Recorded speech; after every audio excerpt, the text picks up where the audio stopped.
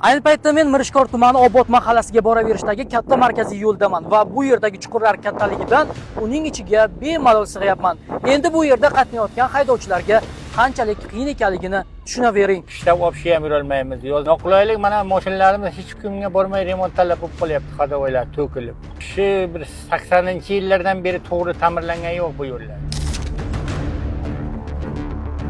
Asfalt o'pirilib ketgan bu chuqurlarni yamashga harakat qilyapman. Lekin ko'rib turganingizdek, bu ish bermasa kerak. Mashinaga chiqqaningizdan keyin ham yo'llarda shunday agar orqa o'rindiqlarga o'tirsangiz, boshingiz top borguningizcha 40 marta nima shpiga tegadi mashinani. Undan keyin kasallarni agar olib boradigan bo'lsak ham, rayonga telefon qilsak, to tez yordam kelgunicha kamida yarim soat o'tib ketadi.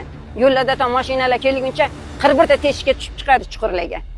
Birovda mashinasiga o'tirdim, orqa o'rindiqda yo'lda ketyapmiz, shunday otyapti, endi boshim bir 6 marta mashinani shpiga tegib oldi. Mana yangi mashina hali 8000 kilometr ham yurmagan.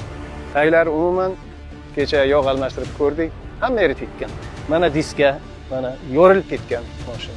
Biz sizlardan talab qilamiz, iltimos qilamiz, qani shu yo'lda bir amaliy yordam bersangizlar. Biz kelib qatnab ishlaymiz. Har kuni mana shunday 50-60 kilometr kelib ketamiz. Amaliy yordam berishlaringizni so'raymiz.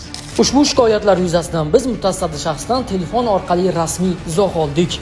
2025-yil 10-avgustga qadar Obod, Elobod mahallalarini tashuvchi umum foydalanib bo'lgan avtomobil yo'li yuzasidagi qoplamani o'ydimchi ko'chalari to'liq yamishni orqali ta'mirlanib, harakat xavfsizligi ta'minlanadi. Doimgidek biz bu muammoni ham o'z nazoratimizga olamiz va mas'ul aytgan muddatda bu mavzuga, bu manzilga yana qaytamiz. Dilshod Nabiyev, Qashqadaryoda shunaqa gaplar.